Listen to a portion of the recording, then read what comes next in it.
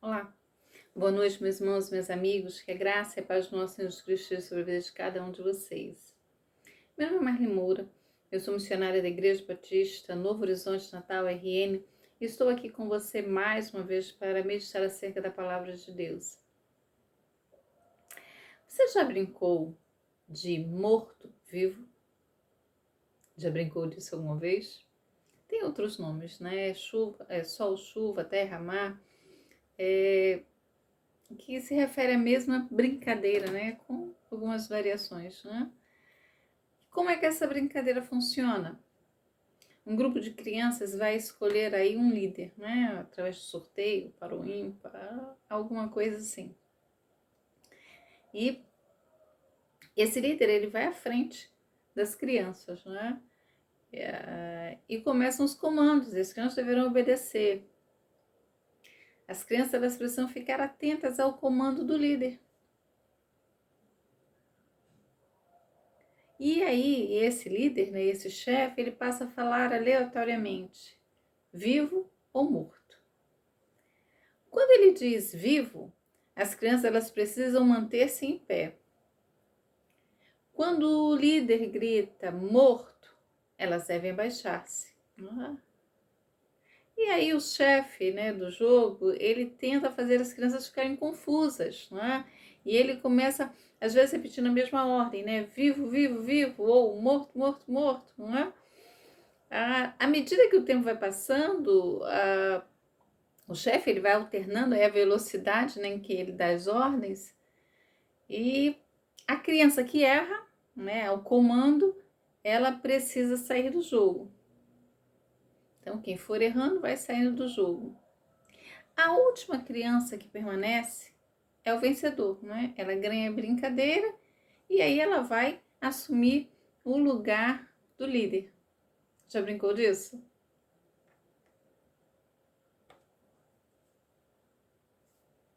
Essa é uma brincadeira, né? Todos ali sabem que estão vivos de fato. A brincadeira, né? Ela só fica alternando a posição para saber quem fica atento e consegue ao final da brincadeira ser o vencedor.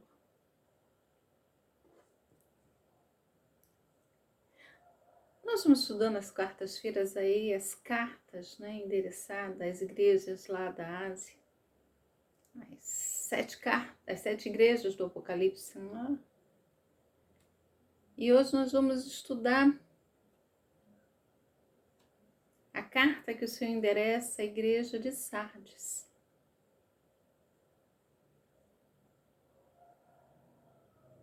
E o Senhor vai dizer uma coisa tremenda àquela igreja. Ele vai dizer que aquela igreja pensa que está viva, mas na verdade ela está morta. Diferente da brincadeira, vivo ou morto, o Senhor está dizendo aqui para esta igreja que ela pensava que estava viva, mas na verdade ela estava morta e precisava fazer algo urgente. Acompanha comigo, nós vamos estar fazendo a leitura de Apocalipse 3, dos versos 1, né, do primeiro verso, até o verso de número 6, que nos diz assim: Ao anjo da igreja em Sardes, escreve: Essas coisas diz aquele que tem os 7 Espíritos de Deus e as 7 estrelas. Conheço as tuas obras, que tens nome de que vives e estás morto. Sê vigilante e consolida o resto que estava para morrer, porque não tenho achado íntegras as tuas obras na presença do meu Deus. Lembra-te, pois, que tens recebido e ouvido. Guarda-o e arrepende-te. Portanto, se não vigiares, virei como ladrão, e não conhecerás de modo algum em que hora virei contra ti. Tens, contudo, em Sardes umas poucas pessoas que não contaminaram as suas vestiduras e andarão de branco, junto comigo, pois são dignas. O vencedor será assim vestido de vestiduras brancas, e de modo nenhum apagarei o seu nome do livro da vida. Pelo contrário, confessarei o seu nome diante do meu Pai e diante dos seus anjos. Quem tem ouvidos, ouça o que o Espírito diz às igrejas.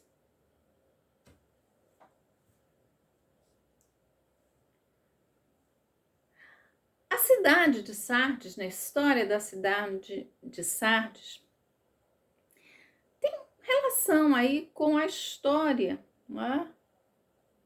A história da igreja de Sardes tem relação com a história da cidade de Sardes. Sardes, ela foi a capital da Lídia aí no século 7 antes de Cristo. Teve um período aí muito bom, um período áureo, nos dias que Creso era o seu rei. Ela ficava numa colina, tinha muros, era uma cidade fortificada.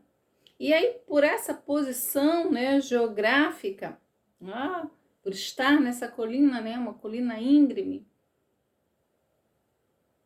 as pessoas se sentiam seguras. As pessoas, né, os soldados, elas pensavam que aquela cidade, ela jamais seria invadida.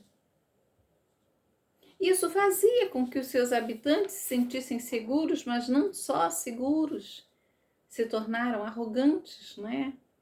Se achando a salvo dos inimigos. Mas a história vai dizer que essa cidade, ela caiu, né, nas mãos do inimigo 2 vezes. Ciro, né, rei da Pérsia, ele sitia a cidade aí por alguns dias. E quando os soldados estavam dormindo, os soldados de Sardes estavam dormindo, ele conseguiu penetrar com o seu exército aí por um buraco na muralha. Era o único lugar vulnerável da cidade. Ele consegue entrar e toma aquela cidade. Depois, Antíoco Epifânio, ele vai fazer da mesma forma.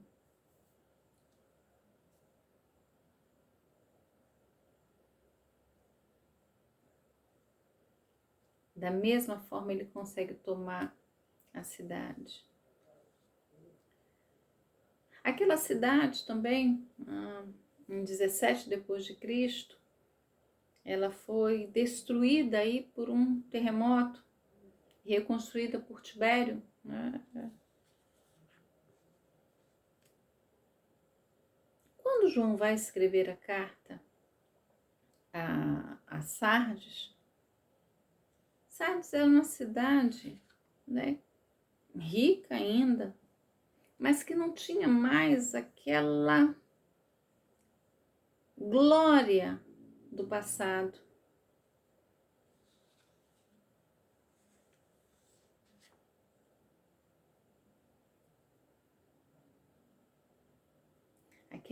Aquela cidade, ela vivia do que foi.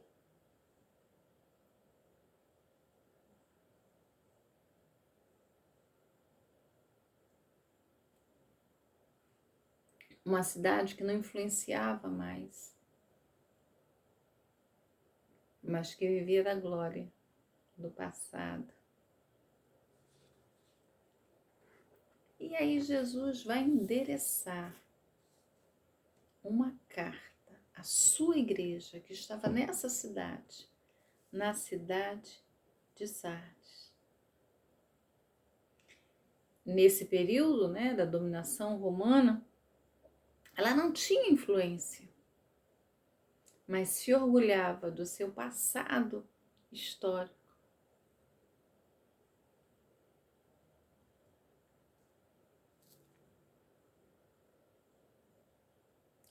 O Senhor vai dizer para a igreja: desperta, acorde.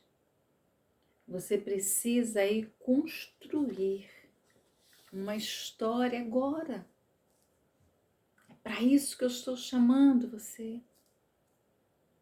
Quem é que escreve? Quem é o remetente desta carta?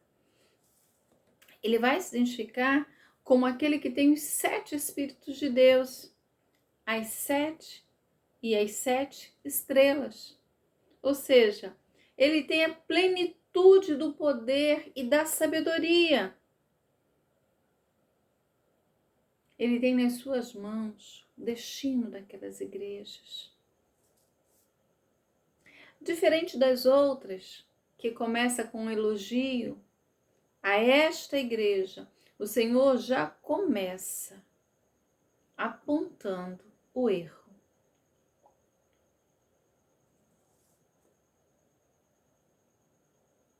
O que o Senhor vai dizer para aquela igreja? Sei das tuas obras, que tens nomes que estás vivo, mas na verdade você está morto. Que tens nome de que vives e estás morto.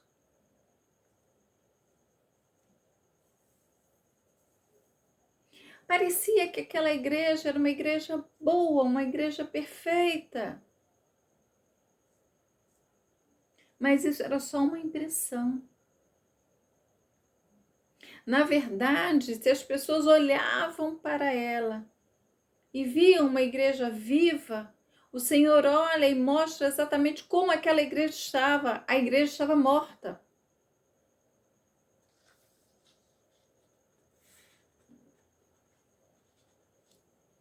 Ela só tinha uma aparência de que estava viva.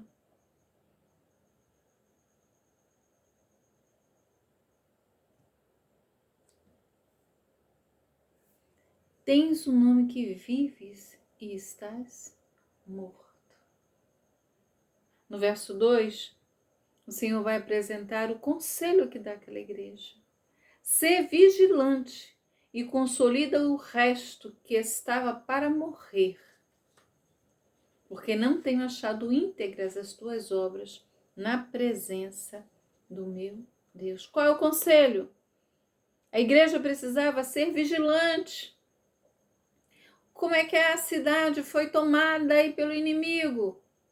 No momento em que os seus soldados dormiram, deixaram de estar vigilantes, não tomaram conta da parte vulnerável. Nessa igreja, em Sardes, havia poucas coisas que estavam vivas ainda. As coisas ali estavam beirando a morte, mas ainda havia salvação.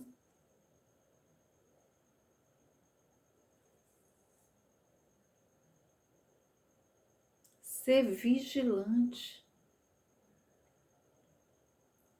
A igreja de Sardes, ela tinha aí um bom nome entre as pessoas na cidade. Fazia as obras. Mas Cristo olha para aquelas obras diferente de como os homens olham.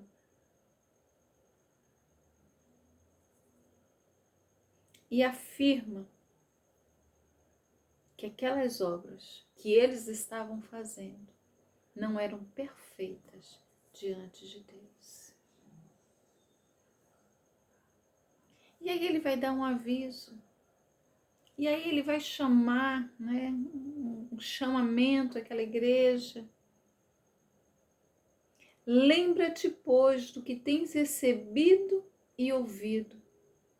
Guarda-o e arrepende-te. O Senhor vai dizer àquela igreja que ela precisava, mas se não quisesse perecer, ela precisava lembrar da palavra, daquilo que eles haviam ouvido e recebido. Aquela igreja ali, ela não é acusada de heresias. Aquela igreja ali não é chamada atenção por ter uma profetisa ensinando coisas ruins. Aquela igreja ali não tem aí judeus querendo fazer com que eles errem o caminho.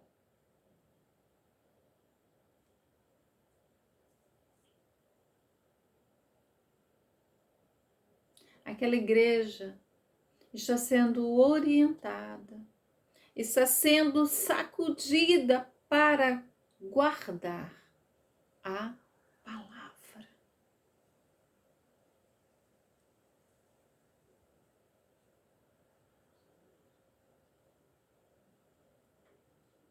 Lembra que eu falei que a cidade havia sido, a cidade de Sardes havia sido invadida? Eles achavam que estavam seguros aí, porque estavam edificados numa colina, no alto. Haviam precipícios. Eles achavam que estavam defendidos aí, que estavam protegidos contra os inimigos. Mas eles já sabiam pela história que um menor descuido levou a cidade à ruína. Isso já havia acontecido. Então o Senhor vai lembrar a esta igreja: lembrai-vos, vocês precisam vigiar, vocês precisam guardar a palavra, guardem a palavra, vigiem, guardem a palavra.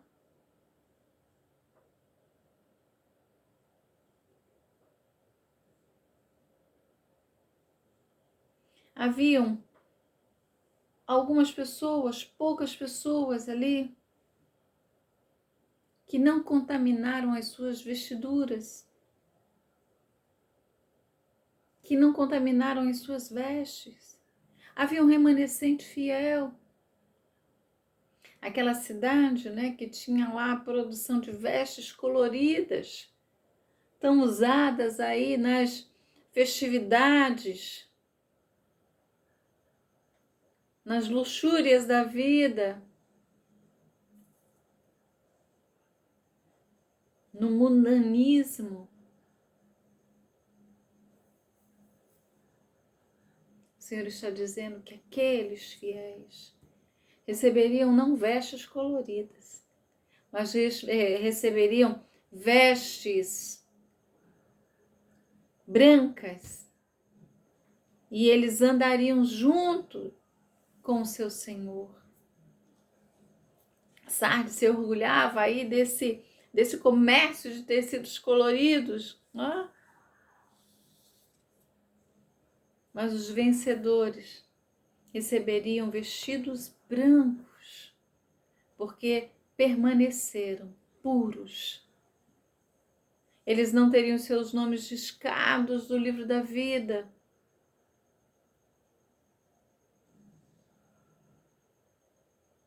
Mas Cristo confessaria o nome deles diante de Deus, diante do Pai e diante dos seus anjos.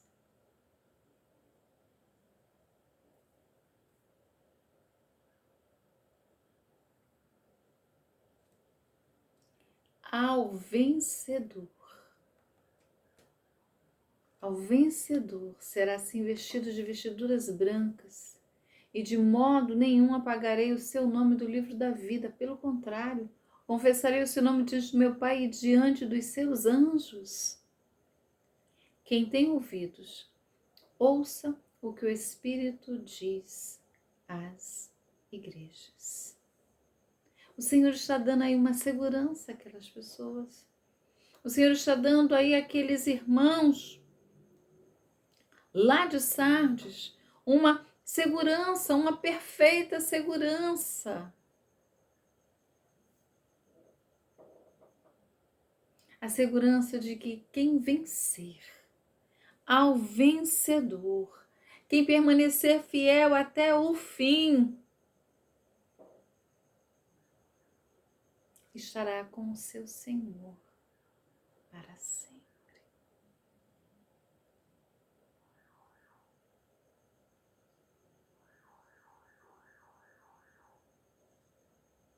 Eu tenho me perguntado muito isso, né? Eu já disse isso aqui para você.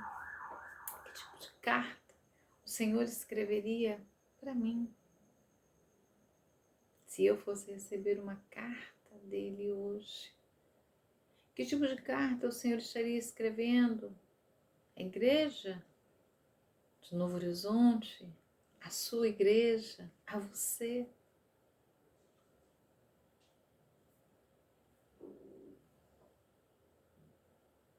Na brincadeira que eu falei no início, né, nessa brincadeira infantil, quem consegue completar a prova é chamado do vencedor. Mas aqui não é uma brincadeira. Aqui é algo real. As pessoas estavam vivas aparentemente, mas Deus, que sonda o coração, sabia exatamente que aquelas pessoas estavam distantes dele. Então, o que era necessário? Voltar para a palavra. O que era necessário?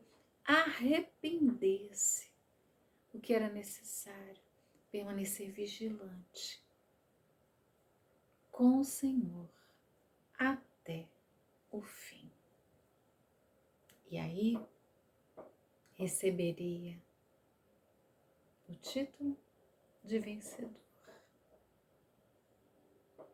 Às vezes nós nos perdemos. Às vezes nós nos perdemos na caminhada porque deixamos a palavra, porque deixamos a vigilância e acabamos, e muitas vezes acabamos sendo tragados pelo pecado, por este mundo, pelo seu sistema.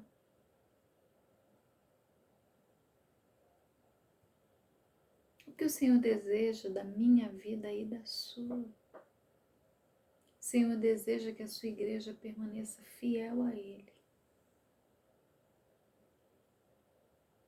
Permaneça vigilante.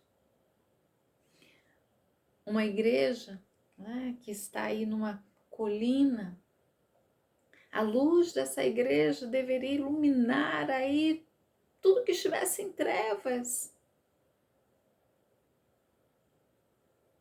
Mas não era assim. Havia trevas lá. Havia distanciamento da palavra.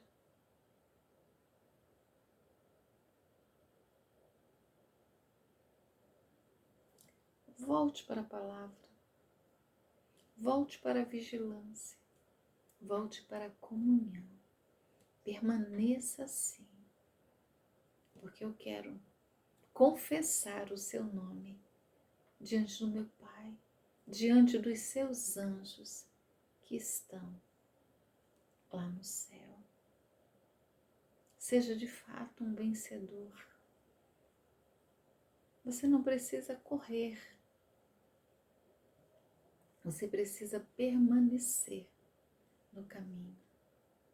Você precisa permanecer nas obras que o Senhor deseja que você faça.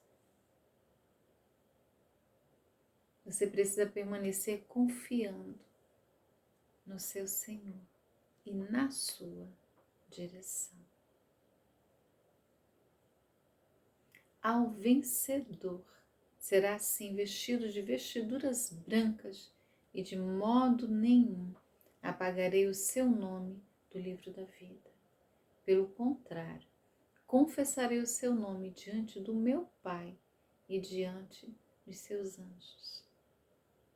Para você, quem tem ouvidos, ouça o que o Espírito diz às igrejas. Um grande abraço. Deus abençoe a sua vida e até a próxima.